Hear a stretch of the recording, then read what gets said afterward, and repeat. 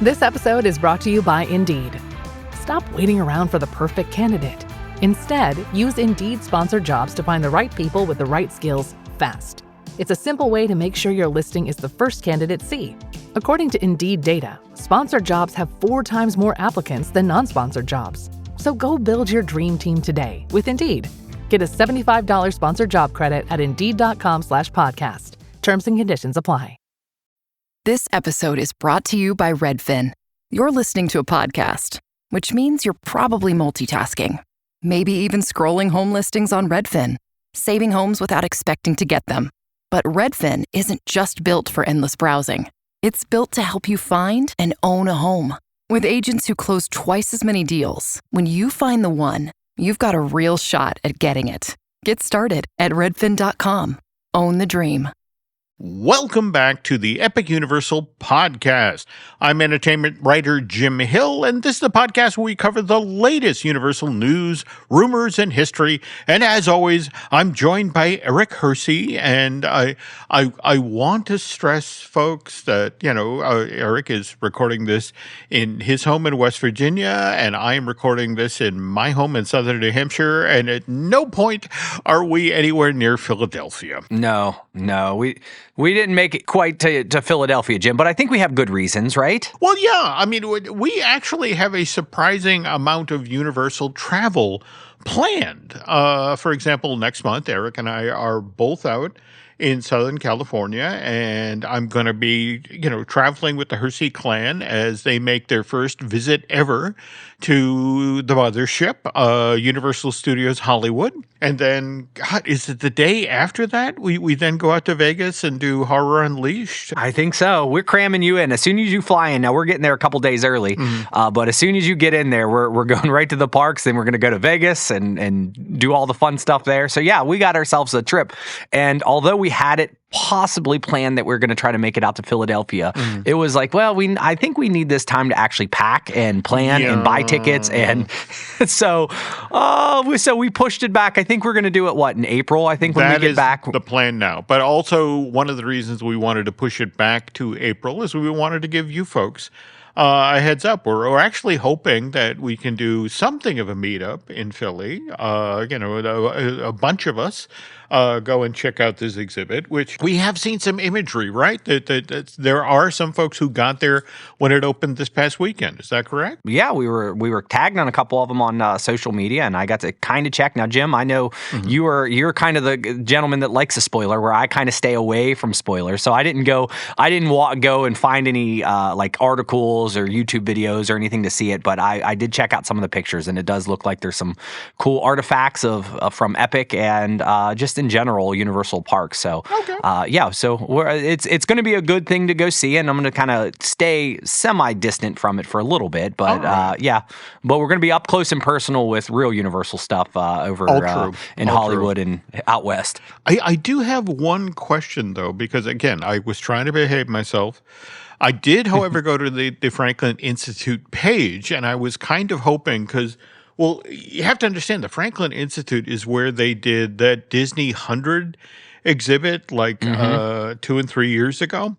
And they had a wonderful catalog that went along with that exhibit. So, I literally went to the Franklin, the store on site for, on the Franklin Institute website, with the hope that, well, at least I could get the catalog and, be studying up before I go. And no catalog. In fact, at least initially, no merch whatsoever, linked to this Universal Parks exhibit, which is, kind of surprising, but maybe that's coming later. Yes, no? Well, at least a catalog, a book or something. Come on, we need something. So maybe they'll have t-shirts, maybe they'll have hats, maybe they'll have it all together, maybe a souvenir cup. You never know. So have it ready by April. Speaking of which, I mentioned this on the last Epic Universal podcast that Eric and I recorded, but there was over on eBay, somebody had put up for bid the Los Angeles Times advertising supplement celebrating the 25th anniversary of Universal Studios Hollywood. So again, this was from the summer of '89, and I was showing Eric just as we were getting started here. They have this giant cake on the back of the publication that seems to be, being held in King Kong's hand. But on it, you have all of the characters from the park. You have Woody Woodpecker and, a Chili Willy and Feifel. But what's also interesting is there on the cake are Littlefoot and Sarah from The Land Before Time. And by the way, we will be following up on Nick Chris, I believe his name is, a Patreon subscriber who asked wanted a little bit more about Land Before Time and Feifel's Playland, and we'll be dealing with that, and finally get to the feature on this week's show. But before that, we've got the news. And before the news, we have to acknowledge our sponsor, which is unlockedmagic.com.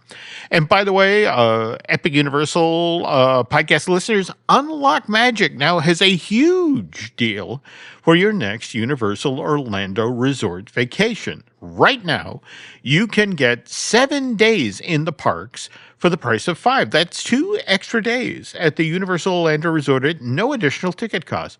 More time to explore Epic Universe, Islands of Adventure, and Universal Studios Florida. More flexibility, less rushing, more chances to experience your favorite attractions again. And Unlock Magic has also made your trip even easier. You can now add Universal Express directly through unlockmagic.com, so you can skip the regular lines for most participating attractions and maximize your park time.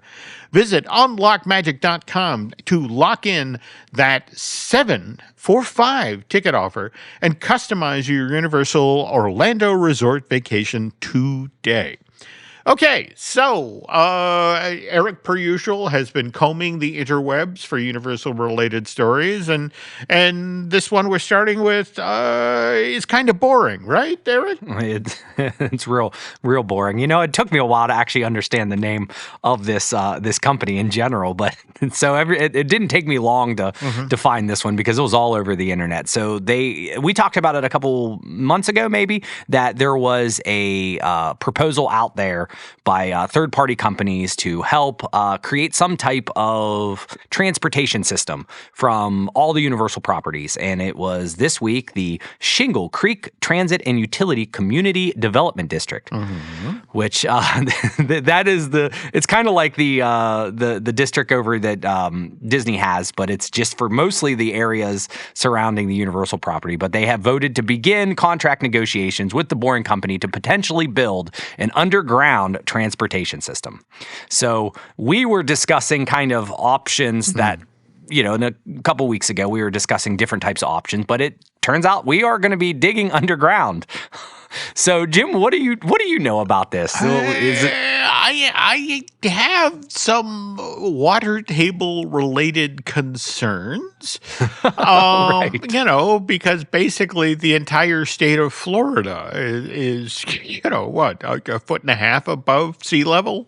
Right. Well, I mean, if you do go out to where the lovely Clarion place in the middle part of the state. Maybe it's a foot and a half, but but again, I have to assume that the folks at Shingle Creek, know what they're talking about, and this seems to make sense to them.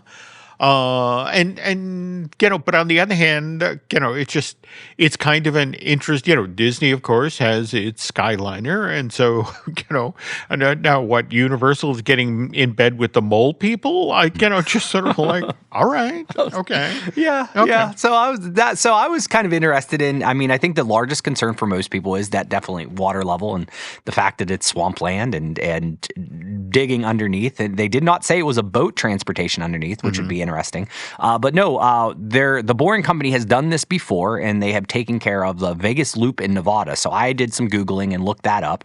And I don't know, number one, a little claustrophobic when you look at, have you seen some of these cars driving in these tunnels? I have you seen any not. of the images? In fact, there was a part of me, given our big, a Vegas adventure. I mean, we're supposedly going to Horror Unleashed and checking out the Sphere and maybe that Vegas flyover thing. So, going under the city through a boring tunnel, I could maybe get up for that, but you don't sound very enthusiastic about this idea. I mean, it's very interesting. It looked like what I was seeing was just like one-way traffic. Interesting. So I don't know exactly how they're going to do it, but I did check it out. So they did they basically did the convention center loop, and they started that in November of 2019, and it didn't open to the public until June of 2021. Okay. So it took about 19 months total, and that was a total of 1.7 miles.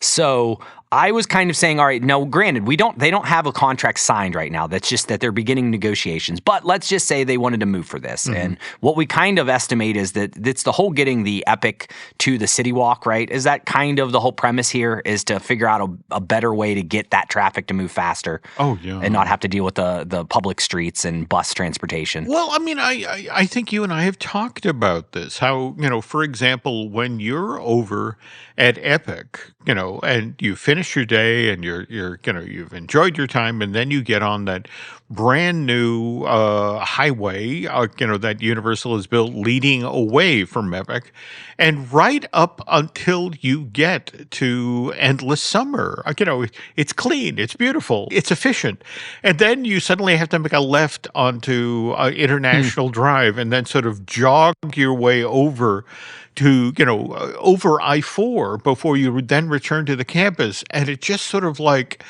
it becomes this mess. It's just sort of like, you're in this lovely mansion, and then, suddenly you're in a shed that you bought from, from Lowe's, on Remainder, and only once you get over on the other side of I-4 and you're back on the, the main campus of the Universal Orlando Resort, does it get lovely and clean and easy to navigate again.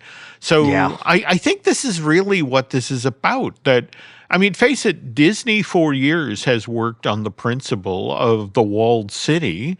I mean, just the notion of keep them on Disney property, so they're eating in the restaurants and they're shopping in the stores and they're staying in our hotels. So, it's not really surprising that, Universal is trying to keep people who are staying, those who are over in Terra Luna, Stella Nova, or the Helios, and and enjoying Epic. They want them to go over to City Walk. They want them to go over to the other park. So the way, if they can do this in a fast, efficient way without them, without these people, seeing iDrive and go, ooh, International House of Pancakes, let's stop. Right.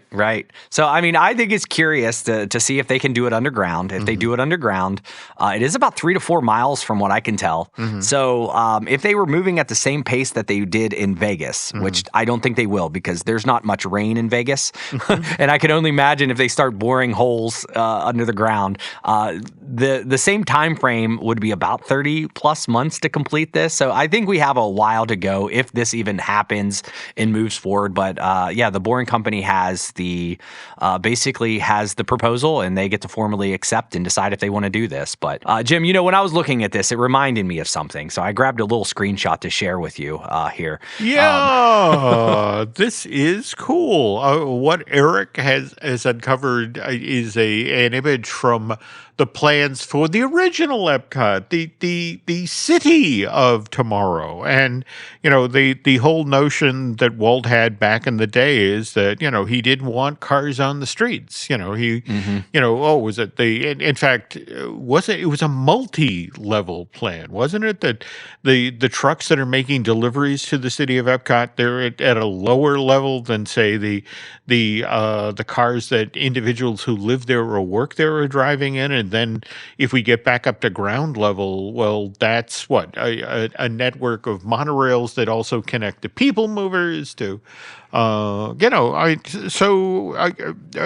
Mr. Hersey is pointing out, not necessarily a new idea for Florida. Proposed back in the 1960s, and interesting that Universal is now dusting it off. Yeah, if they pull this off, somebody will be very happy. In their, yeah, it'll be great. But we'll see how it goes. But yeah, that's major news, and we'll kind of see how they can get around that whole water situation there in Florida. Okay, now we were just talking about Epic Universe, and we learned about a new project that's in the works for that park, right? Now, but not necessarily something that, say, the day guests will enjoy. Well, I mean, we knew that this was kind of being built. This is the project that was labeled P915, which was the event planning space that they had some permits and filed, but we got some more information about that off the permits this time around, which kind of tells us, number one, it's going to be a permanent structure, right? They almost believe that it's going to be about it's going to be almost an event space. It's 53,000 square foot event facility that is that's probably going to occupy about 1,200 to 1,400 guests. The interesting stuff that I found was that in the breakdown, they had storage areas, a break room, and a kitchen. So this doesn't necessarily seem like a giant theater, but then again, I don't know. Do they, Jim, all these black box theaters that they build and so forth, do they normally have kitchens? Well, you have to remember the original plan for Epic Universe was that this is the park that is ridiculously close to the Orange County Convention Center. And, with the notion that, various groups that would come to town, would buy out, maybe the entire park for the night, maybe just a single land. In fact, that's supposedly why very early on the portals idea, was put in place for this park, with the notion that, we're doing an event in Super Nintendo World tonight, so the portal is closed, but the rest of the park is open. So something like this, which, again, with the information you shared here, again, this 3,000 square foot facility that, with potential for 1,200 to 1,400 guests, you could definitely hold a party in there for a Nike or a McDonald's or, something like that. Just to make this park that much more appealing to the corporate crowd. At the same time, it's just as likely that when it comes time to do special events along the lines of, say, Mardi Gras over at Universal Studios Florida, you could possibly do seasonal events in this same space. So it's a smart ad. But again, according to the info you're sharing here, the construction site for this is between Other Worlds Mercantile and Super Nintendo World, and across from Moonship Chocolate. Is that correct? Yeah, it's right, kind of like right there in the beginning of the park almost. If you go in the park and you take a left, that's kind of right there. It's slightly interesting, Jim, that with the growing concerns online right now is a capacity thing, and we know that they're not even working off capacity. One of the first moves in major builds is, hey, we're going to take care of the corporate crowd. So this doesn't really help any of that. So I just thought it was kind of interesting. But I imagine that there is money. There must be people saying, hey, we would rent this out. That, this isn't just a gamble on their behalf. They know what they're doing, but it's just interesting that it's not necessarily going to help our capacity problem right now per se, what we think. Yeah. So, but remember, that to counterbalance this, we've been talking about the nighttime rehearsals. For example, the fountain show. There are things they are going to be turning on just in the next year or so. And, let's also be honest. We've been hearing rumblings about, what may be coming to Ministry of the Magic, that sort of thing. There are other things in the works. A certain creature from the Black Lagoon who may get his own show. So there's stuff coming, and I get what I get what theme park enthusiasts are saying, but it's just sort of like the problem with the theme park is that Yeah, it takes steel. It takes concrete. It's not a question of we can fix that overnight. We can fix that in 3 years. Right. And so, tell you what, we'll meet back here in 3 years and see how they're doing. Okay. So. Right. That's it.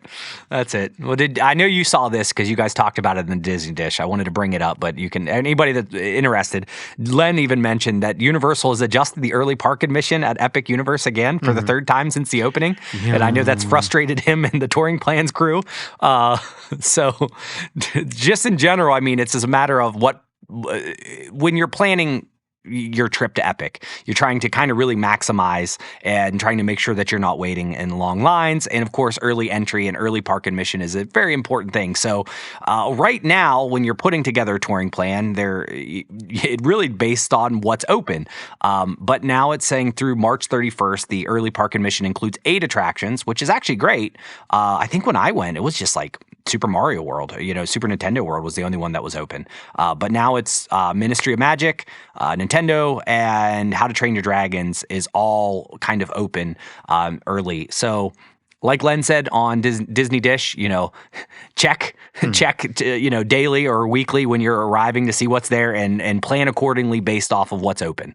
And speaking of what's open, I want to apologize. I have been on this podcast, I've actually been talking about the Universal Kids Park out in Bliss, Texas. Is that correct? And I kept referring to the fact, when that opens in 2027. It's like, wrong.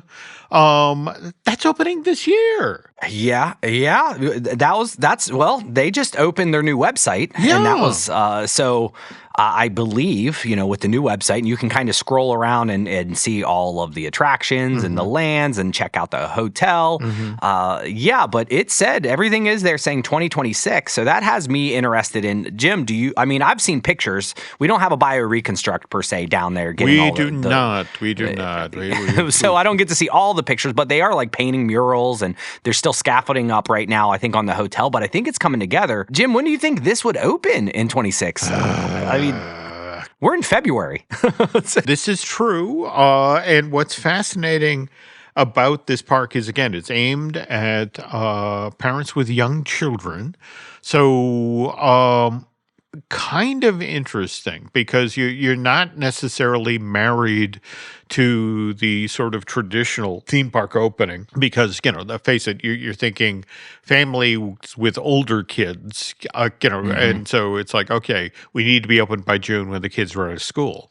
So, but this really aimed at more of a preschool crowd.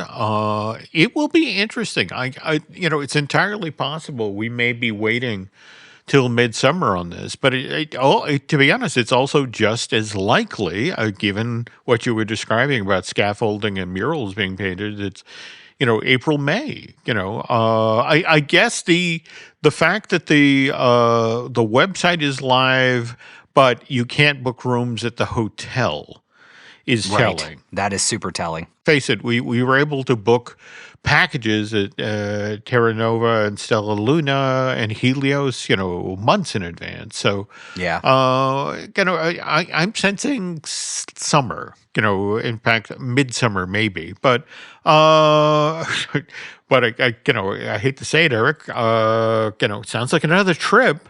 This year. Listen, I know I haven't been to Texas for a while. I would be happy to go down there and check it out. I'm thinking there's a lot of water elements in this park. So I'm like, 2026 summer is just around the corner, it seems. I know it sounds ridiculous, but I would hope that they would open it in the summer so the whole park could be open. But then again, I don't know what the climate is. This is a year round. Well, that's the thing. We were, and also,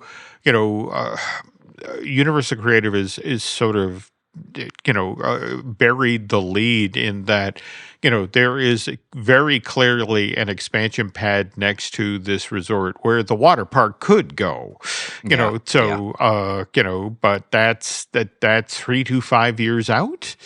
So again, we'll get phase one of this resort, and they'll learn how to operate it much the same way as the folks at Epic Universe are learning how to operate their park. Speaking of learning to operate a park, in fact, wasn't it your very first trip to Universal where you guys got into DreamWorks Land and got to explore all of the stuff there, including Shrek Splash Pad? Yeah, it was brand new when we got down there. I think we went in July, and it was just freshly open. And yeah, the we mentioned this a while ago that they kind of had the walls up, but now it's completely removed, Jim. So I don't even know if it's a year old. It's probably just over a year old, but the swamp splash pad is now concrete. Okay, now let me tell a somewhat distasteful story here that actually ties to the new Tomorrowland that debuted at Disneyland in 97 or 98? I think it was 98. Mm-hmm. All right. Anyway, this included a wonderful, elaborate water maze where if you stood and observed it for a while, you could figure out how to cross this amazing set of fountains without getting wet at all. But of course, little kids didn't care for that at all. They wanted to play in the fountains. And what ended up happening, in much the same way, this fountain eventually got shut off because small children with very full diapers, would play in the fountains, and the Board of Health kind of frowned on that sort of thing. And that's the thing with these water play areas, that if you don't build them correctly, you will have issues with this sort of stuff. In fact, it's always been interesting to me to see the number of these that start in parks and then get shut off, to the effect of, oh, no. Yeah, I don't think they're great ideas in general, Jim. I don't know. I went with a 5-week-old all the way through his entire life, and never once did I let him go play in one of these splash pads.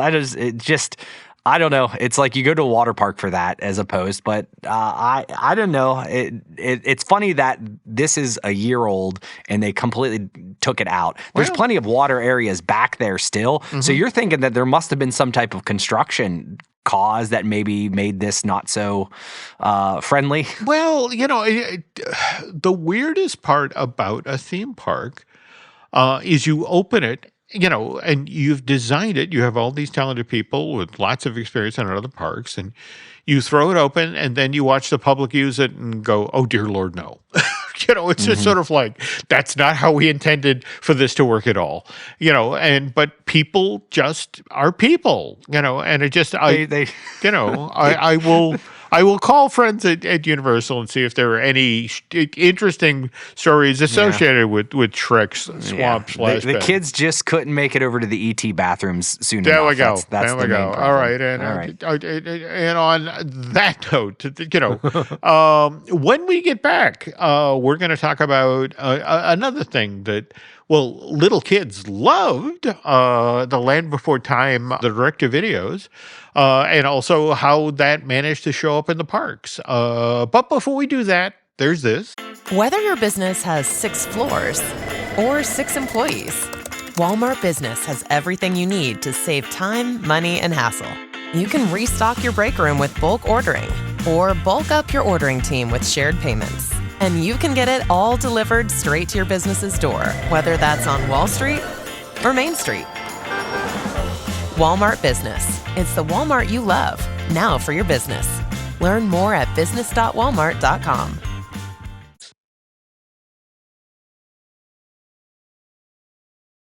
And we're back. Okay, Eric, on last week's show, we talked about Land Before Time, which prompted Patreon subscriber Nick Driss to write it and say, you should do an episode about Feifel's Playland and the Land Before Time adventure show. And I know you've done some poking at Universal theme park history. So have you ever seen any of the images for the Feifel Playlands? Because there were two. Yeah, I think wasn't one where DreamWorks Land was, right? That's it exactly. Yeah. That it was at one point a very big component of the Woody Woodpecker Kid Zone, which of course was pulled down for DreamWorks Land, but also out in Hollywood.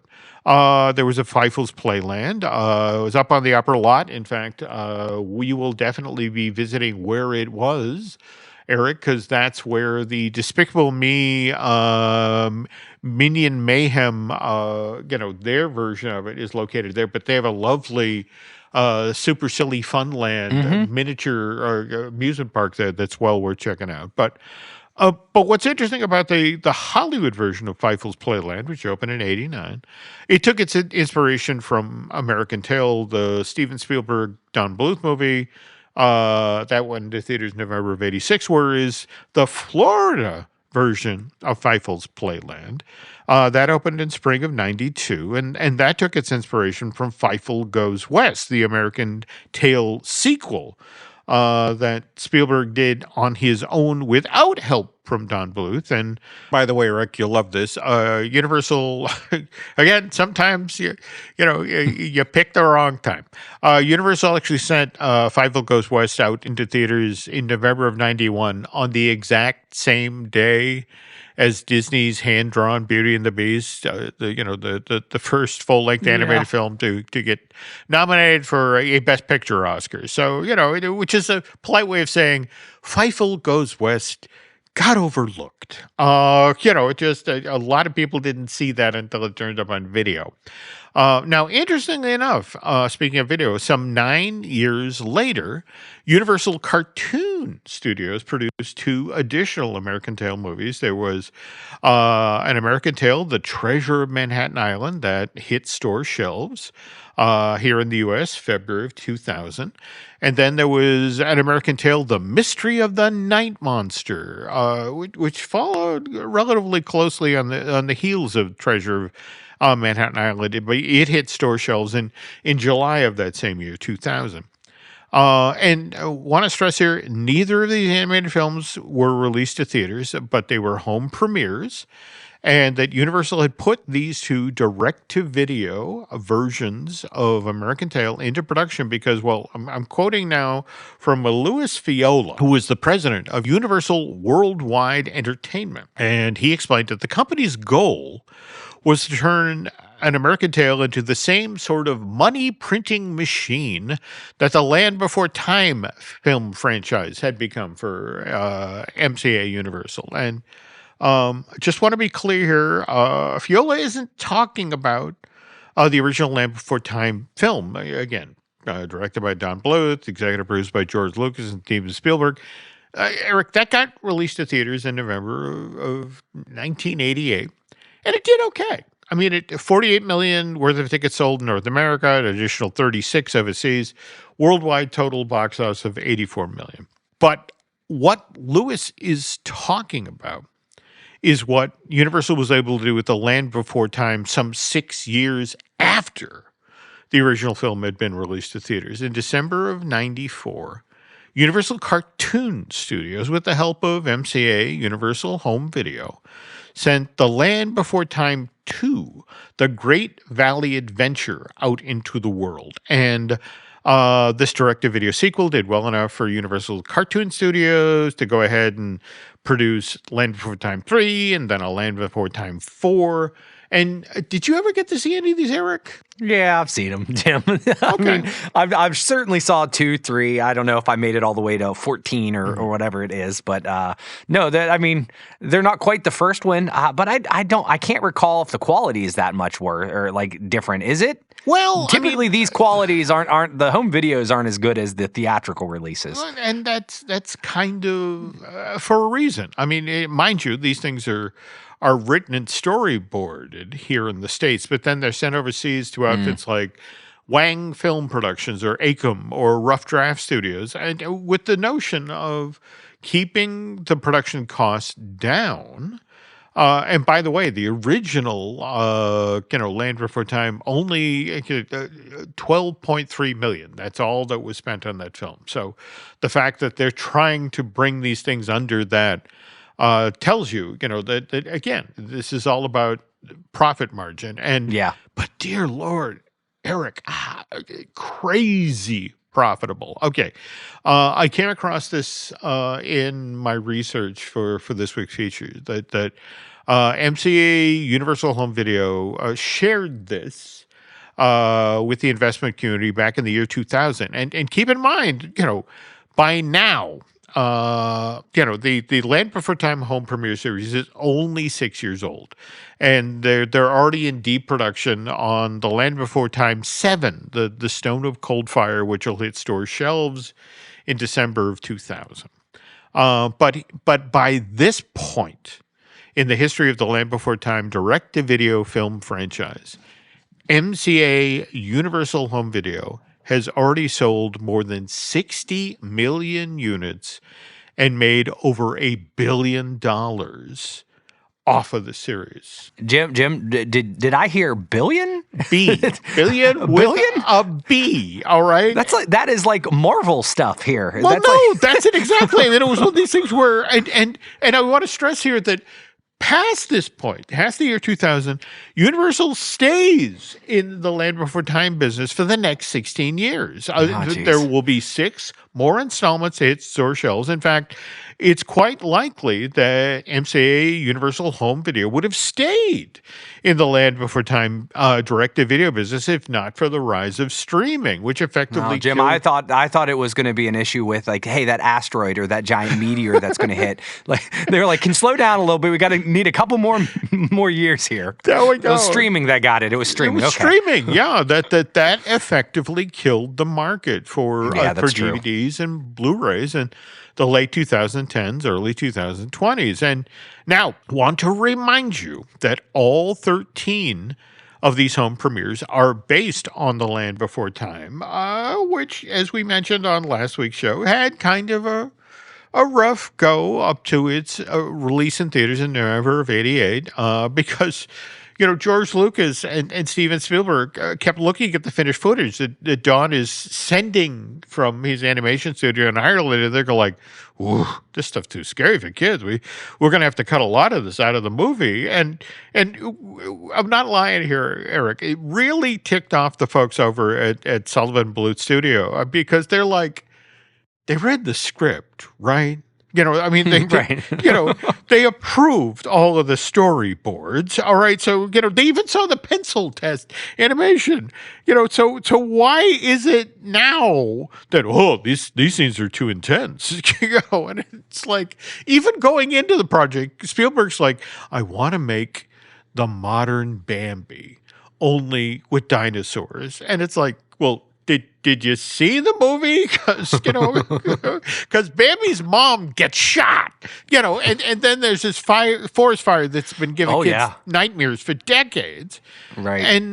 But everybody sort of bites their tongue as in April of '88, 17 completed scenes that are fully painted and animated get trimmed out of that version of The Land Before Time. And Bluth, in fact, I was just reading his memoir somewhere out there, and he tells the story about how, he has his own cross to bear while Land Before Time is being made because Steven Spielberg keeps changing his mind about the voice of Littlefoot. And, they were on their 4th little boy by the time the film finally made it out into theaters. And every time they changed the kid, they had to go back and redo the animation to match, But anyway, so now it's literally weeks before the movie is supposed to go out in the theaters. And now it has James Horner's wonderful score. And now, now Spielberg is watching what's supposed to be the finished version of the movie, but because James's score has made it that much more emotional It's like, oh, this is really too intense for kids, and they're going to give us a PG. I'm going to have to cut this again. And, so Spielberg winds up, and this is in addition to the 17 scenes, Spielberg cuts 10 minutes out of the movie. Now, the movie, to begin with, Eric, is only 80 minutes long. So when you take this 10 minutes worth of footage that got cut out and those earlier 17 completed scenes, the film is now 69 minutes long. All right. And to put that in perspective, Dumbo, which is the shortest movie that Disney ever sent out into theaters, it's only 64 minutes long. Now this is down to almost Dumbo length. Wow. And more to the point, if you watch it today, there were certain parts of Land Before Time that are kind of incoherent, where it's like, I feel like I'm missing something here. It's like, yeah, Spielberg's like, thought you couldn't take it. He cut it out. That's right. So, but even so, there are parents back in the day, especially after The Land Before Time then became available on VHS in September of the following year, 89, who were like, whoa, this is too intense for kids. So, again, when you hear that, why then would MCA Universal Home Video choose Land Before Time as the film to then build a series of home premieres out of? It seems kind of counterintuitive, but we'll explain why in a sec. But first, this. LifeLock, how can I help? The IRS said I filed my return, But I haven't. 1 in 4 tax-paying Americans has paid the price of identity fraud. What do I do? My refund, though. I'm freaking out. Don't worry, I can fix this. LifeLock fixes identity theft guaranteed and gets your money back with up to $3 million in coverage. I'm so relieved. No problem. I'll be with you every step of the way. 1 in 4 was a fraud-paying American. Not anymore. Save up to 40% your first year. Visit LifeLock.com/podcast. Terms apply.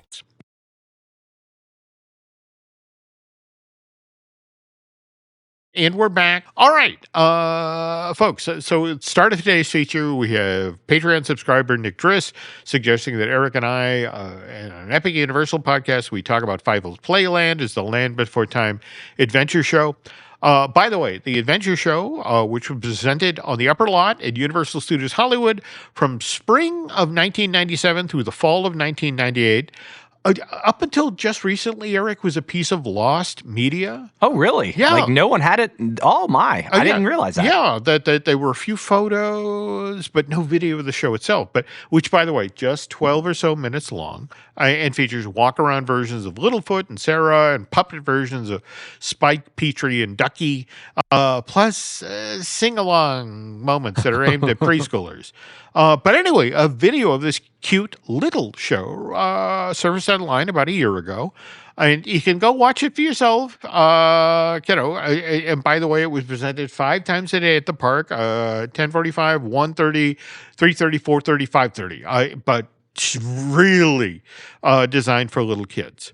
And by the way, there is a reason, Eric, that this live show opened on the Universal Upper Lot in the spring of 97, and that's because for the summer of 96, Jurassic Park The Ride opened on the lower lot, and that flume ride had a height limit of 41 inches. And here's Universal's problem. Little kids love dinosaurs. In fact, that is the entire reason, Eric, that MCA Universal Home Video decided to do a series of home premieres that built on the back of the original Land Before Time. The little kids love dinosaurs, and that if they were walking through the home video section at Target and they saw the new one was on the shelves, they'd their parents and make them buy it. So again, little kids love dinosaurs, and now Universal Studios Hollywood has just opened a brand new Jurassic Park ride, and there are all of these television ads airing in the Southern California market that are telling would-be theme park goers that this $110 million extravaganza features full-size, cool animatronic dinosaurs, but again, it's got a 41-inch height limit, which by the way, that's the average height of a 6-year-old. So there were lots of little kids being turned away at Universal's Jurassic Park flume ride. So it meant there were a lot of tears on the lower lot. So Anyway, Universal Entertainment hears about this. So in order to mitigate the situation, they quickly slapped together the Land Before Time adventure show with the idea that if a kid is turned away from the Jurassic Park, the ride, due to height-related issues, the team member there who's, working the measuring stick, can try to save the situation by turning to the parents and says, your kid can still see dinosaurs. You just got to go back up the Starway and go check out the Land Before Time adventure show. Which, again, Eric, I think I mentioned earlier, it's only 12 minutes long. But if you watch it, my theory is the Universal Entertainment team maybe put 15 minutes into the writing of it. I mean, it's really simple. But at the same time, it's a very good reflection of the home premieres that Universal Cartoon Studios was turning out at the time, because they're nothing like the original Land Before Time from '88. These things are not intense and scary. They're bright, they're colorful, and they're loaded with songs. In fact, if we're being completely honest here, they're very much like the animated features that Disney was sending out into theaters at that time. Little Mermaid, Beauty and the Beast, and Aladdin. And speaking of Aladdin, this is a story that really does not often get told.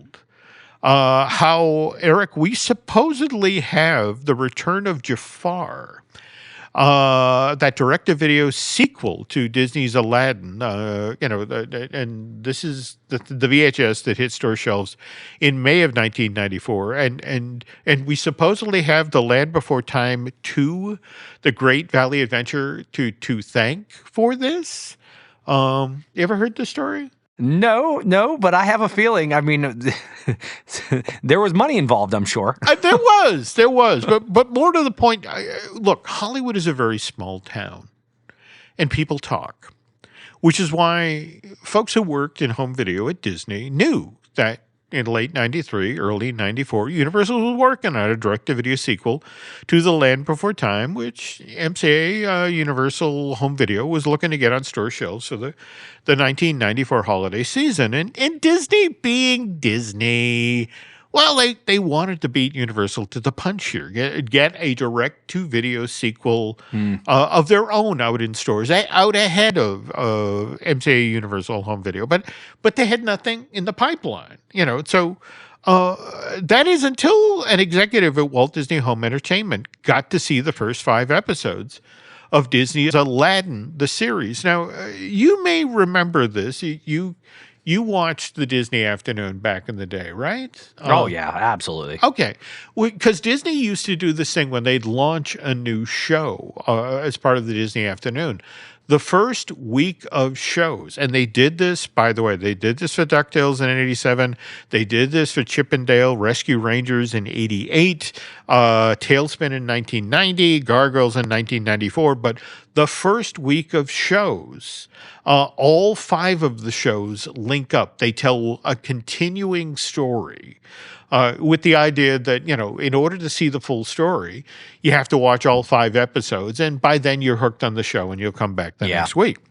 So anyway, Disney Television Animation had done the exact same thing with Aladdin, the animated series, created 5 episodes that, again, we're going to air Monday through Friday when the show debuted in syndication in September of 1994. And it tells a continuous story. But here's this executive from Disney Home Entertainment seeing, an early assembly of these episodes. And what he sees is something that his division at Disney, were the company who put this out on VHS, could sell. It seems dirty already, Jim. I don't know how this ends, but it already seems dirty. What's kind of interesting about this story is, that he tells it to his bosses, and his bosses take it to Michael Eisner.